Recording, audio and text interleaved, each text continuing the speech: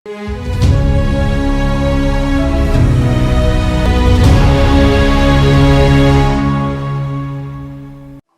दोस्तों, राजनीति की बातों में आपका स्वागत है। मैं हूं आपका दोस्त धर्मेंद्र खवारी।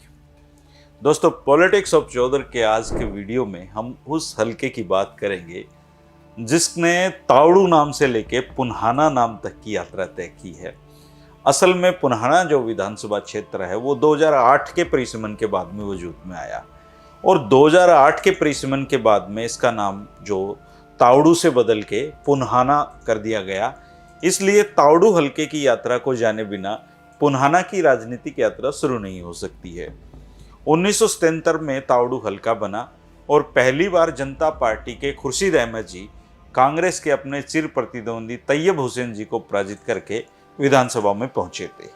1982 में कांग्रेस के कबीर अहमद जी ने लोकदल के रविंदर कुमार जी को हराया और 1987 में चौधरी देवीलाल के नाम की आंधी पूरे हरियाणा में बह रही थी। उस आंधी में भी तैयब हुसैन जी ने यह टिकट कांग्रेस की झोली में डाल दी। इस दफा भी पराजित जो प्रत्याशी थे वो लोकदल के रविंदर कुमार थे।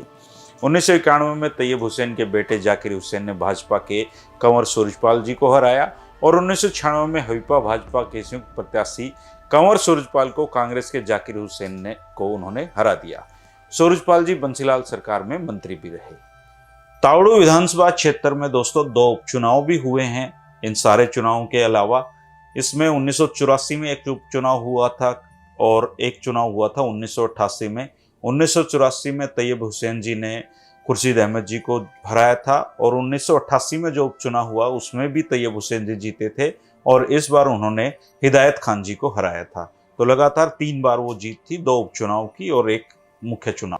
साल 2000 में जाकिर हुसैन जी कांग्रेस के कैंडिडेट थे और कंवर सूरजपाल जी भाजपा के थे, उन्होंने उनको हराया। 2005 में इनेलो के शाहिदा खान ने जाकिर हुसैन को करीबन 1000 मतों से शिकस्त दी। भाजपा के कुंवर संजय लगभग 25,000 वोट लेकर तीसरे स्थान पर रहे। 2009 में ये हल्का नए नाम से यानी कि पुन्हाना के नाम से सामने आया और अपने पहले चुनाव में इनेलो के मोहम्मद इलियास और बहुजन समाज पार्टी की दयावंती बढ़ाना के बीच में चुनावी भिड़ंत हुई। मोहम्मद इलियास ने दयावंती बढ़ाना को कड़े मुकाबले में लगभग 2500 वोटों से हराने में वो सफल रहे। दयावंती बढ़ाना का बहुकोणीय मुकाबले में 16,000 वोट पाना कोई साधारण उपलब्धि नहीं थी। दयावंती बढ़ाना जो अवतार बंधु हैं, अवतार सिंह और करतार सिंह जी की बहन हैं, उन्होंने परिवार के कई सदस्यों ने चुनाव लड़ा है तो वो भी चुनाव लड़ रही थी। 2014 में निर्दलीय रईस खान ने इनेलो के मोहम्मद इलियास को हराया और भाजपा के इकबाल 30 नंबर पर रहे। कांग्रेस प्रत्याशी 4थे नंबर पर रहे। दयावंती बढ़ाना इस बार भी चुनाव लड़ी लेकिन बसपा से लड़ी और 10,000 वोट लेकर 5वें नंबर पर रही। साल 2019 में कांग्रेस के मोहम्मद इलियास ने चुनाव फिर से जीता और निर्दलीय चुनाव लड़ रहे रईस खान जी को चुनावी मैदान में पटकनी दी। तीसरे नंबर पर भाजपा की नौक्षम चौधरी जी रही। नौक्षम चौधरी चुनाव भले ही ना जीत पाई हों लेकिन चुनाव में चर्चाएं उन्होंने ही सर्वाधिक रूप से बटोरी। नौक्षम चौधरी के पिता रामकुमार चौधरी जी एक सेवानिवृत्त न्यायाधीश हैं। नौक्षम जी की पढ़ाई लिखाई चंडीगढ़ में हुई है। इसके बाद वो दिल्ली यूनिवर्सिटी गई, वहाँ से उन्होंने बीए किया। मिरांडा हाउस से उन्होंने आधुनिक भारतीय इतिहास में एमए किया। इसके बाद वो इटली के मिलान इंस्टीट्यूट मार्गोनी में लग्जरी ब्रांड के प्रबंधन में एमए की और लंदन इंग्लैंड से मीडिया और संचार में एमए किया उन्होंने। इसके बाद वो भारत लौटी और भारतीय जनता पार्टी में शामिल हो गई। 2019 के हरियाणा विधानसभा चुनाव में पुन्हाना निर्वाचन क्षेत्र से पार्टी के उम्मीदवार के रूप में उनका नामांकन हुआ और कांग्रेस के मोहम्मद इलियास जी ने उनको हरा दिया। मोहम्मद इलियास जी 3 बार विधायक बन चुके हैं। नौक्षम चौधरी को 10 भाषाओं का ज्ञान है और राजनीति में आने से पहले 1 करोड़ का कहते हैं कि वो सालाना पैकेज सैलरी का ले रही थी। लेकिन राजनीति में पढ़ा लिखा होना सफलता की गारंटी नहीं है, क्योंकि राजनीति में लोगों का दिल जीतना पड़ता है। शायद नौक्षम जी वो दिल जीतने का काम नहीं कर पाई। लेकिन 2024 सामने है दोस्तों।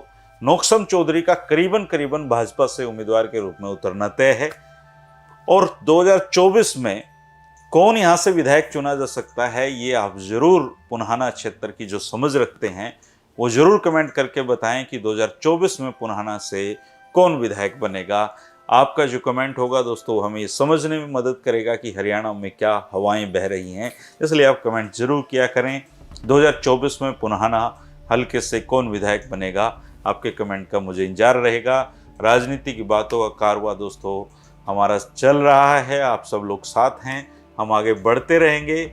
जो साथी नए हैं वो चैनल को सब्सक्राइब कर लें। और अब जो सोमवार है उससे हम फरीदाबाद संसदीय क्षेत्र की यात्रा को जानेंगे और इसके बाद फरीदाबाद हल्के जो संसदीय क्षेत्र है उसमें जितने भी हल्के पड़ते हैं 9 के 9 उनकी कहानी को हम जानेंगे। तो अगली जो यात्रा है वो फरीदाबाद पे सोमवार से फोकस होगी। तो धीरे धीरे करके कई साथी कमेंट करते हैं कि हमारे हल्के का नहीं बताया, हमारे हल्के का, सबका नंबर आएगा। और ये यात्रा चल रही है, 3 बजे चलती रहेगी, इसलिए आप निश्चिंत रहें और देखते रहिए 3 बजे राजनीति की बातें। शुक्रिया, नमस्कार।